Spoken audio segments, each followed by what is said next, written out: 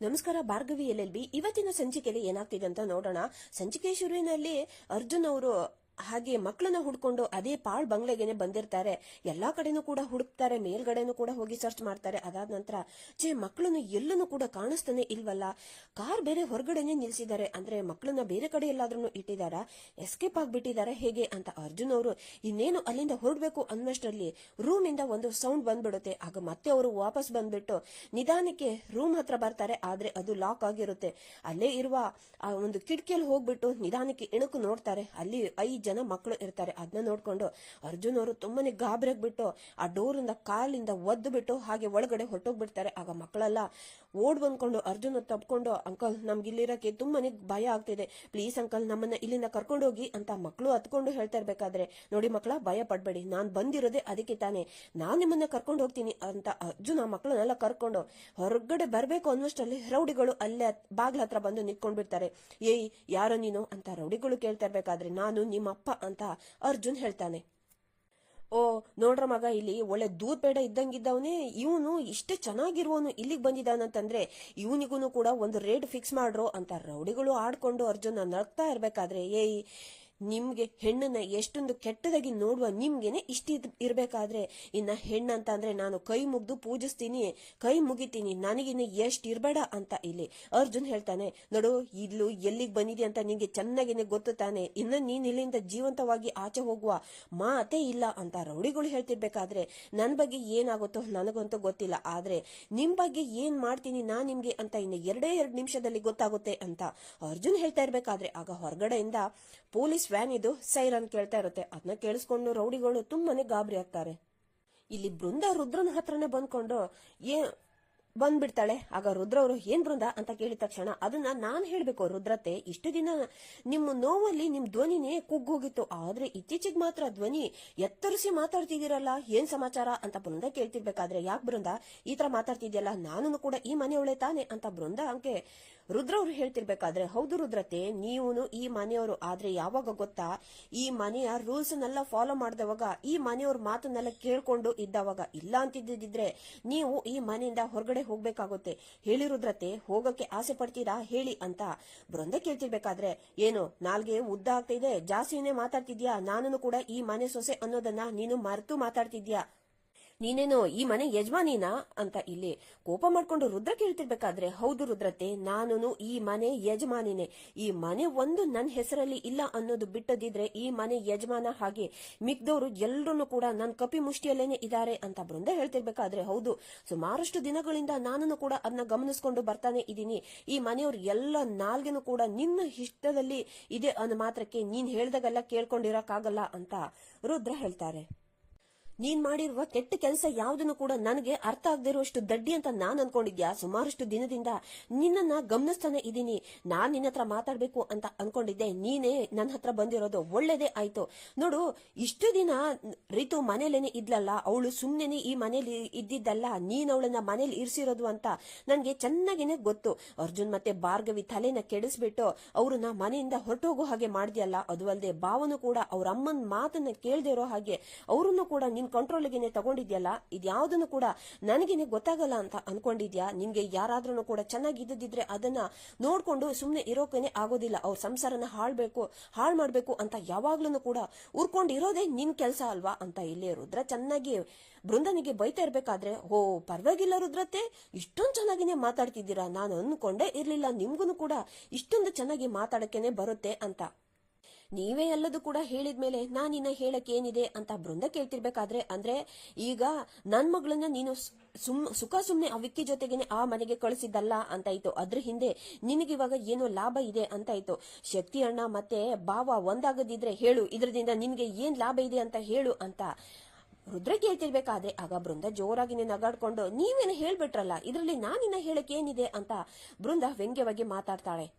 ಆ ಭಾರ್ಗವಿಗೆ ಇರುವ ಒಂದ್ ಸ್ವಲ್ಪನಾದ್ರೂ ಕೂಡ ಮನುಷ್ಯತ್ವ ಗುಣ ನಿನಗಿದ್ಯಾ, ಅವಳು ಈ ಮನೇಲಿದ್ದವಾಗ ಎಲ್ರನ್ನೂ ಕೂಡ ಒಂದ್ ಮಾಡ್ಬೇಕು ಅಂತ ಅವಳು ಎಷ್ಟೆಲ್ಲ ಕಷ್ಟಪಡ್ತಿದ್ಲು, ಆದ್ರೆ ನೀನ್ ಮಾತ್ರ ಹುಟ್ಟಿದ ಮನೆಗೂ ಒಳ್ಳೇದ್ ಮಾಡಿಲ್ಲ, ಇಲ್ಲಿ ಬಂದ್ ಸೇರಿರುವ ಮನೆಗೂ ಕೂಡ ಒಳ್ಳೇದ್ ಮಾಡಿಲ್ಲ, ಯಾವಾಗ್ಲೂ ಕೂಡ ಎಲ್ರ ಮನಸ್ಸಲ್ಲಿ ದ್ವೇಷನ ಬೆಳೆಸೋದೇ ನಿನ್ ಕೆಲ್ಸ ಆಗೋಯ್ತು, ಹೇಳು ಇದನ್ನೆಲ್ಲ ಯಾಕೆ ಮಾಡ್ತಿದ್ಯಾ ಹೇಳು ಅಂತ ಕೋಪ ಮಾಡ್ಕೊಂಡು ರುದ್ರ ಕೇಳ್ತಿರ್ಬೇಕಾದ್ರೆ, ನೋಡಿ ನಿಮ್ ಗಂಡ ನೀವು ಯಾವಾಗ್ಲೂ ಕೂಡ ಮನೇಲೇನೆ ಕೂತ್ಕೊಂಡು ಬಿಟ್ಟಿಯಾಗಿ ತಿಂತ ಕೂತ್ಕೊಂಡಿದ್ದೀರಲ್ವಾ, ಅದನ್ನೆಲ್ಲ ನಿಮ್ಮ ಹತ್ರ ಹೇಳುವಂತ ಅವಶ್ಯಕತೆ ಇಲ್ಲ. ಈ ಮನೆಗೆ ಮಾವ ಎಷ್ಟೊಂದು ಕಷ್ಟಪಟ್ಟು ದುಡಿತಿದ್ದಾರೋ ಅದೇ ರೀತಿಯಾಗಿ ಚರಣ್ ನನ್ ಗಂಡನು ಕೂಡ ತುಂಬಾನೇ ಕಷ್ಟಪಟ್ಟು ದುಡಿತಾ ಇದ್ದಾರೆ ಅಂತ ಬೃಂದ ಹೇಳ್ತಿರ್ಬೇಕಾದ್ರೆ, ಹಾಗಾಗಿ ಈ ಮನೆಯಲ್ಲಿ ನನಗೆ ಒಂದು ಸ್ಥಾನ ಇರಲೇಬೇಕು ಅಂತ ಬೃಂದ ಹೇಳ್ತಾಳೆ.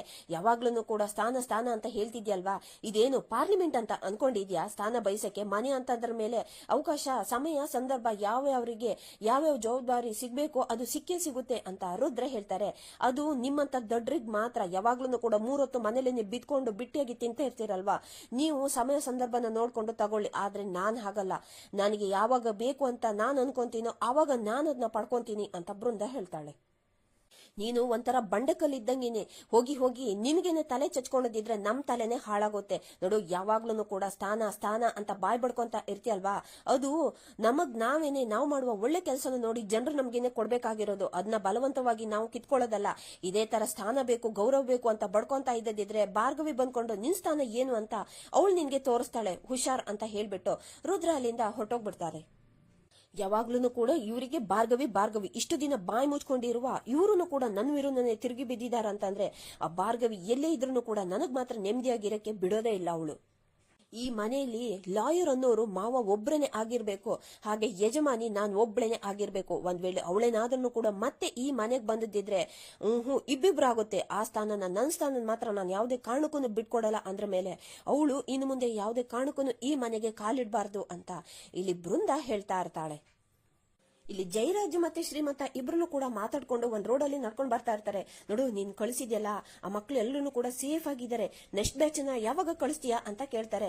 ನೆಕ್ಸ್ಟ್ ಬ್ಯಾಚಾ ಏನು ಅಂತ ಶ್ರೀಮಂತ ಕೇಳ್ತಿರ್ಬೇಕಾದ್ರೆ, ಏನಯ್ಯ ಇದು, ರಾಜಸ್ಥಾನಕ್ಕೇನೆ ಹೋಗ್ತೀನಿ, ಮಕ್ಕಳನ್ನ ಕರ್ಕೊಂಡ್ ಬರ್ತೀನಿ ಅಂತ ಹೇಳ್ದಿಯಲ್ವಾ, ಇವಾಗೇನು ಉಲ್ಟಾ ಹೊಡಿಬೇಡ, ನನ್ಗಂತೂ ತುಂಬಾನೇ ಅರ್ಜೆಂಟ್ ಇದೆ. ಈ ಪೊಲೀಸು ಕೇಸು ಈ ಜಂಜಾಟದಲ್ಲಿ ನನಗಂತೂ ಮಕ್ಕಳನ್ನ ಹೊಂದ್ಸಕ್ ಆಗ್ಲೇ ಇಲ್ಲ. ನೋಡು, ಲಾಸ್ಟ್ ಮೊಮೆಂಟ್ ಅಲ್ಲಿ ನೀನು ಕೈ ಕೊಡ್ಬೇಡ, ನೀನು ಯಾಕೆ ಸುಮ್ನೆ ಇದೆಯಾ, ಮಾತಾಡು ಅಂತ ಜಯರಾಜ್ ಕೇಳ್ತಾರೆ. ಆಗ ಸಾರ್, ನಾವು ದುಡ್ಡೇ ದೊಡ್ಡಪ್ಪ ಅನ್ನೋರು, ಆದ್ರೆ ನೀವ್ ಈ ತರ ಚೌಕಾಸಿ ಮಾಡಿರೋದು ನನ್ಗೆ ಇಷ್ಟನೇ ಆಗ್ಲಿಲ್ಲ ಅಂತ ಶ್ರೀಮಂತ ಹೇಳ್ತಿರ್ಬೇಕಾದ್ರೆ, ಇದ ನಿನ್ ಸಮಸ್ಯೆ? ನೋಡು, ನೀನ್ ಅವಾಗ್ಲೇನೆ ಕೇಳಿದ್ಯಲ್ವಾ, ಅಷ್ಟು ದುಡ್ಡನ್ನ ಕೊಡ್ತೀನಿ, ಹೇಳು ಮಕ್ಕಳನ್ನ ನೀನು ಹೊಂದ್ಸ್ಕೊ ಬರ್ತೀಯಾ ಅಂತ ಇಲ್ಲಿ ಮತ್ತೆ ಜಯರಾಜ್ ಕೇಳ್ತಾ ಇರ್ಬೇಕಾದ್ರೆ, ಶ್ರೀಮಂತ ಏನನ್ನು ಮಾತಾಡದೆ ಸುಮ್ನೆ ನಿಂತ್ಕೊಂಡಿರ್ತಾನೆ. ಏನಯ್ಯ ನಿನ್ ಸಮಸ್ಯೆ, ಹೇಳು, ನೀನ್ ಬೇಗ ಹೊಂದಿಸದಿದ್ರೆ ನಾನು ಅದನ್ನ ವಿಷಯನೆಲ್ಲ ದೊಡ್ಡವರಿಗೆಲ್ಲ ಹೇಳ್ಬೇಕು, ಹೇಳಯ್ಯ ಬಾಯ್ ಬಿಡು ಅಂತ ಜಯರಾಜ್ ಕೇಳ್ತಾ ಇರ್ಬೇಕಾದ್ರೆ, ಆಗ ಶ್ರೀಮಂತ ಮಾತ್ರ ಅರ್ಜೆಂಟ್ ಆಗಿ ಟಾಯ್ಲೆಟ್ಗೆ ಹೋಗ್ಬೇಕು ಅಂತ ಸನ್ನೆ ಮಾಡಿ ಹೇಳ್ತಾನೆ. ನನಗೊಂದು ಅರ್ಜೆಂಟ್ ಆದ್ರೆ ನಿನ್ಗೊಂದು ಅರ್ಜೆಂಟು, ಸರಿ ಇಲ್ಲೇ ನಿಂತ್ಕೊಂಡಿರ್ತೀನಿ, ಬೇಗ ಹೋಗ್ಬಾ ನೀನು, ಒಳ್ಳೆ ಕೋಡಂಗಿ ಸಹವಾಸ ಆಯ್ತು ಅಂತ ಜಯರಾಜ್ ಬೈತಾನೆ.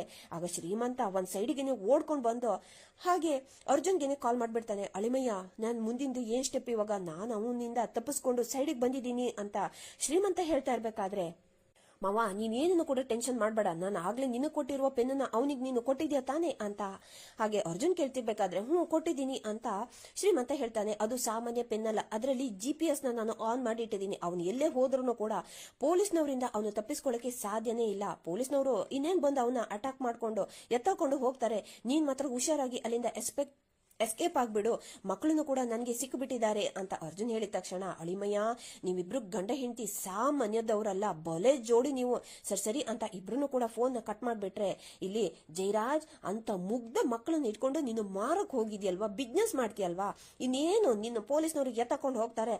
ಆಗ ಪೊಲೀಸ್ ಸ್ಟೇಷನ್ ನಲ್ಲಿ ನಿನ್ನ ಚರ್ಮನ ಸುಲ್ದು ಹಲ್ಗೆ ಮಾಡ್ಕೊಂಡು ಅವರು ನೋಡು ನಿನ್ನ ಒಳ್ಳೆ ಡೋಲ್ ಬಾರಿಸ್ತಾರೆ ಅಂತ ಇಲ್ಲಿ ಶ್ರೀಮಂತ ಹೇಳ್ಕೊಂಡು ಅಲ್ಲಿಂದ ಅವನನ್ನು ಕೂಡ ಎಸ್ಕೇಪ್ ಆಗ್ಬಿಡ್ತಾನೆ. ಇಲ್ಲಿ ರವಿ ಪೂರ್ಣಿನ ಕೂರ್ಸ್ಕೊಂಡು ಕೈಗೆಲ್ಲ ಮೆಹಂದಿ ಹಾಕ್ತಾ ಇರ್ತಾರೆ. ರೀ ಇದೇನ್ರಿ ಇದು, ಮೊಮ್ಮಕ್ಕಳನ್ನ ಆಡ್ಸೋ ವಯಸ್ಸಿನಲ್ಲಿ ನನ್ ಕೈಗೆ ಯಾಕ್ರಿ ಮೆಹಂದಿ ಹಾಕ್ತಿದ್ದೀರಾ ಅಂತ ಪೂರ್ಣಿ ಕೇಳ್ತಿರ್ಬೇಕಾದ್ರೆ, ನೋಡ್ದ್ಯಾ ಪೂರ್ಣಿ, ಮಕ್ಕಳು ನಮ್ಗೆ ಇನ್ನೂ ಒಂದು ಮದ್ವೆನ ಮಾಡಿಸ್ತಿದ್ದಾರೆ, ನೀನ್ ಇವಾಗ ಚಂದ ಕಾಣ್ಬೇಕು ತಾನೆ, ನೀನೇನು ಅಜ್ಜಿನ ಅಂತ ಈಗ ರವಿ ಹಾಗೆ ಕಿಡ್ಡಲ್ ಮಾಡ್ತಾ ಇರ್ಬೇಕಾದ್ರೆ, ಅಂದ್ರೆ ನೀವೇನೀಗ ನನ್ಗೆ ಆಗಿದೆ, ನಾನು ಅಜ್ಜಿ ಅಂತ ನೀವು ಹೇಳ್ತಾ ಇದ್ದೀರಾ ಅಂತ ಪೂರ್ಣಿ ಕೋಪ ಮಾಡ್ಕೊಂಡ್ ಬಿಡ್ತಾರೆ. ಅಂದ್ರೆ ನಿನ್ಗಿವಾಗ ವಯಸ್ಸಾಗಿಲ್ಲ, ನೀನು ಹುಡುಗಿ ಅಂತ ನಾನು ಹೇಳ್ಬೇಕಾ ಅಂತ ಹಾಗೆ ರವಿನೂ ಕೂಡ ತಮಾಷೆ ಮಾಡ್ತಾ ಇರ್ತಾರೆ. ಆಗ ಪೂರ್ಣಿ ಸೀರಿಯಸ್ ಆಗ್ಬಿಟ್ಟು, ರೀ ಅವರೆಲ್ಲ ಬರ್ತಾರಲ್ವಾ, ಅವರು ನಮ್ಮ ಮನೆಗ್ ಬರ್ಲಿ ಅಂತ ನಾನು ದೇವ್ರ ಹತ್ರ ಕೇಳ್ಕೊಳ್ಳೋದನ್ನ ಬಿಟ್ಟು ಬೇರೆ ಇನ್ನೇನೂ ಕೂಡ ಮಾಡಕ್ಕಾಗಲ್ಲ ಅಂತ ಪೂರ್ಣಿ ಹೇಳ್ತಿರ್ಬೇಕಾದ್ರೆ, ಇಲ್ಲ ಪೂರ್ಣಿ, ಅವನು ಬಂದೇ ಬರ್ತಾನೆ, ಅವನಿಗೆ ಇವಾಗ ಮೇಲ್ನೋಟಕ್ಕೆ ಮನ್ಸಿನಲ್ಲಿ ಅಷ್ಟೆಲ್ಲ ಕೋಪ ಇದ್ರೂ ಕೂಡ, ಆದ್ರೆ ಮನ್ಸ್ ಒಳಗಡೆ ಮಗ ಅಲ್ವಾ, ಬೆಟ್ಟದಷ್ಟು ಪ್ರೀತಿ ಇದ್ದೇ ಇರುತ್ತೆ, ಹಾಗಾಗಿ ನೀನೇನೂ ಕೂಡ ಯೋಚನೆ ಮಾಡ್ಬೇಡ, ಅವರು ಬಂದೇ ಬರ್ತಾರೆ ಅಂತ ರವಿ ಹೇಳ್ತಾರೆ. ಅಂದಾಗೆ ನಾಡಿದ್ದು ನೀ ನನ್ನ ಮದ್ವೆ ಆಗ್ತೀಯ ಪೂರ್ಣಿ ಅಂತ ರವಿ ಕೇಳ್ತಾ ಇರ್ಬೇಕಾದ್ರೆ, ಆಗ ಆಗಲ್ಲ. ಯಾಕೆ, ನಿಮ್ಗೆ ಬೇರೆ ಹುಡುಗಿ ಏನಾದ್ರೂ ಕೂಡ ಬೇಕಾ, ನಾನ್ ಬೇಡ್ವಾ ಅಂತ ಪೂರ್ಣಿ ಕೋಪ ಮಾಡ್ಕೊಂಡು ಕೇಳ್ತಾರೆ. ಹೌದು, ಬೇರೆ ಯಾರಾದ್ರೂ ಇದ್ದಿದ್ರೆ ಹೇಳು, ತಾಳಿ ಕಟ್ಟು ಬಿಡ್ತೀನಿ ಅಂತ ರವಿ ಹೇಳ್ತಿರ್ಬೇಕಾದ್ರೆ ಆ ಮೂಲ ಮನೆ ಶಾಂತಮ್ಮ ಇದ್ದಾರಲ್ವಾ, ಕೂತ್ಕೊಂಡ್ರೆ ಸೊಂಟ ನೋವು, ಹಾಗೆ ನಡೆದಾಡ್ದಿದ್ರೆ ಮಂಡಿ ನೋವು, ಅಲ್ಲಿ ನೋವು ಇಲ್ಲಿ ನೋವು ಅಂತ ಹೇಳ್ತಾರೆ. ಅವರು ನಿಮ್ ಚಾಕ್ರಿ ಮಾಡೋದಲ್ಲ, ನೀವು ಅವ್ರ ಚಾಕ್ರಿನ ಮಾಡ್ತಾ ಇರ್ಬೇಕಾಗುತ್ತೆ. ಹೇಳಿ, ಮದ್ವೆ ಆಗ್ತೀರಾ? ಬೇರೆ ಹುಡುಗಿ ಅಂತೆ, ಬೇರೆ ಹುಡುಗಿ ಅಂತ ಕೋಪ ಮಾಡ್ಕೊಂಡು ಪೂರ್ಣಿ ಕೇಳ್ತಿರ್ಬೇಕಾದ್ರೆ, ಇಲ್ಲ ಪೂರ್ಣಿ, 7 ಜನ್ಮಕ್ಕೋನು ನಿನಗೆ ನನಗ್ ಬೇಕು. ಊರವರೆಲ್ಲ ನನಗೆ ಮರ್ಯಾದೆ ಕೊಟ್ರೋ ಬಿಟ್ರೋ ನನಗಂತೂ ಗೊತ್ತಿಲ್ಲ. ಆದ್ರೆ ಇಷ್ಟು ದಿನ ನಾನು ಮನೆಗೆ ಏನ್ ತಂದಾಕಿದ್ದನೋ ಬಿಟ್ಟಿದ್ದೀನೋ ನನಗಂತೂ ಗೊತ್ತಿಲ್ಲ. ಆದ್ರೆ ನೀನ್ ಮಾತ್ರ ನನಗೆ ಒಂದು ದಿನನೂ ಕೂಡ ನನ್ನನ್ನ ಕೀಳಾಗಿ ನೋಡ್ಕೊಂಡಿಲ್ಲ. ಮಕ್ಳು ಮುಂದೆ ನನ್ನನ್ನ ಬೆಸ್ಟ್ ಅಂತ ಹೇಳ್ದಿ ಅಲ್ವಾ, ನನಗೆ ಇಷ್ಟೊಂದು ಮರ್ಯಾದೆ ಕೊಟ್ಟಿ ಅಲ್ವಾ ನೀನು, ನನಗೆ ಅದನ್ನು ನೋಡ್ಕೊಂಡು ತುಂಬಾನೇ ಖುಷಿ ಆಯ್ತು ಪೂರ್ಣಿ ಅಂತ ರವಿ ಬೇಜಾರಾಗಿ ಹೇಳ್ತಾ ಇರ್ಬೇಕಾದ್ರೆ, ರೀ ಎಂತ ಮಾತು ಆಡ್ತೀರಾ ರೀ, ನೀವು ಯಾವತ್ತಿದ್ರೂ ಕೂಡ ನನಗೆ ಒಳ್ಳೆ ಗಂಡನೇ ಆಗಿದ್ರಿ, ಇನ್ ಮುಂದೆನೂ ಕೂಡ ಇರ್ತೀರಾ ರೀ ಅಂತ ಪೂರ್ಣಿ ಹೇಳ್ತಾರೆ. ಅದು ಪೂರ್ಣಿ, ನನ್ಗೊಂದು ಆಸೆ ಇದೆ ಅಂತ ರವಿ ಹೇಳ್ತಾರೆ. ಆಸೆನಾ, ಏನಂತ ಹೇಳ್ರಿ ಅಂತ ಪೂರ್ಣಿ ಕೇಳ್ತಾ ಇರ್ಬೇಕಾದ್ರೆ, ಇರು 1 ನಿಮಿಷ ಬಂದೆ ಅಂತ ಅಲ್ಲಿಂದ ಎದ್ದೋಗ್ಬಿಡ್ತಾರೆ.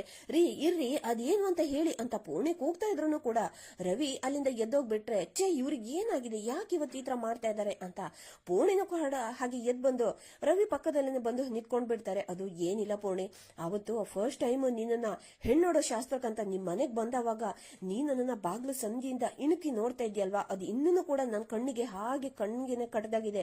ಅವತ್ತು ನೀನು ಆ ಬಣ್ಣ ಸೀರೆ ಉಡ್ಕೊಂಡಿದ್ಯಲ್ವಾ, ಅದು ಇನ್ನೂ ಕೂಡ ನನ್ನ ಕಣ್ಮುಂದನೇ ಇದೆ. ನಿನ್ನನ್ನ ಮತ್ತೆ ನನಗೆ ಹಾಗೆ ನೋಡ್ಬೇಕು ಅಂತ ಆಸೆ.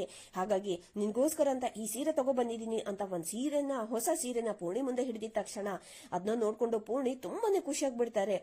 ಹೇಗಿದೆ ಪೂರ್ಣಿ ಸೀರೆ ಅಂತ ಆಗ ರವಿ ಕೇಳ್ತಾರೆ. ಆದ್ರೆ ಪೂರ್ಣಿ ಕೈಯಲ್ಲಿ ಗೋರಂಟಿ ಇದ್ದಿರುತ್ತೆ, ಅದನ್ನ ಅವ್ರಿಗೆ ತೋರಿಸಿದ ತಕ್ಷಣ, ಓ ನಿನ್ ಕೈಯಲ್ಲಿ ಗೋರಂಟಿ ಇದೆಯಲ್ವಾ, ಇರು ನಾನೇ ತೋರಿಸ್ತೀನಿ ಅಂತ ರವಿ ಆ ಸೀರೆನ ಬಿಡಿಸಿ ತನ್ನ ಮೈ ಮೇಲೆ ಹಾಕೊಂಡು ತೋರಿಸ್ತಾರೆ. ಹೇಗಿದೆ ಅಂತ ಕೇಳಿದ್ರೆ ಇಲ್ಲಿ ಪೂರ್ಣಿ ತುಂಬಾನೇ ಖುಷಿಯಾಗಿ ಚೆನ್ನಾಗಿದೆ ಅಂತ ಹೇಳ್ತಾರೆ. ಇಲ್ಲಿಗೆ ಈ ಸಂಚಿಕೆ ಮುಕ್ತಾಯವಾಗುತ್ತೆ. ವಿಡಿಯೋ ನೋಡಿದ್ದಕ್ಕಾಗಿ ಧನ್ಯವಾದ.